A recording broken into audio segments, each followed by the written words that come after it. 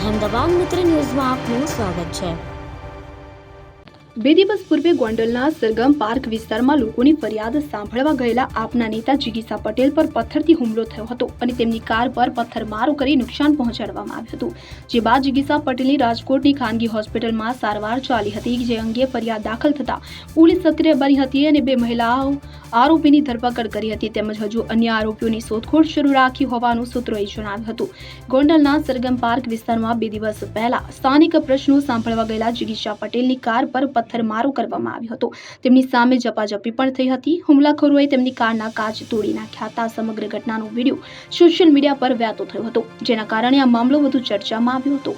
Gondal city પોલીસે તાત્કાલિક કાર્યવાહી હાથ ધરી હતી। પોલીસે સીસીટીવી ફૂટેજ અને વહેતા થયેલા વિડીયોના આધારે બે મહિલા આરોપીની ધરપકડ કરી છે, તેમજ બાકીના 7 આરોપી પણ હાથ વેતમાં હોવાનું પોલીસ સૂત્રોએ જણાવ્યું છે। ગોંડલની શિવમ સોસાયટીમાં રહેતી 28 વર્ષીય કૃષ્ણા રાજભાઈ રાવલ અને રાજકોટના આંબેડકર નગરમાં રહેતી 19 વર્ષીય યોગિતા ઉર્ફે યશવી ઉર્ફે દ્રષ્ટ મહેશભાઈ વિંજોડાની ધરપકડ કરી છે। પોલીસ દ્વારા આ ગુનામાં સંડોવાયેલા અન્ય આરોપીઓની પોલીસે શોધખોળ ચાલુ કરી છે। ગઈ તારીખ 24ના રોજ ગોંડલ ઘોઘાવદર રોડ ખાતે આવેલ સરગમ પાર્કમાં ફરિયાદી શ્રી જિગીસાબેન શામજીભાઈ પોકરણો ગયેલા, જ્યાં તેમની કારનો કાચ તોડીને હુમલાનો પ્રયાસ થયેલો।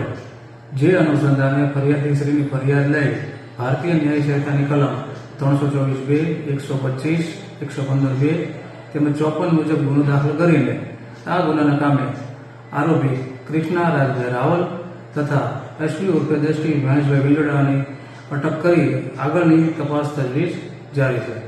અહેમદાબાદ મિત્ર ન્યૂઝની યુટ્યુબ ચેનલને સબસ્ક્રાઇબ કરો અને બેલ આઇકોન જરૂરથી દબાવો, જેથી દરેક મહત્વના વિડીયોની નોટિફિકેશન તમને મળતી રહે।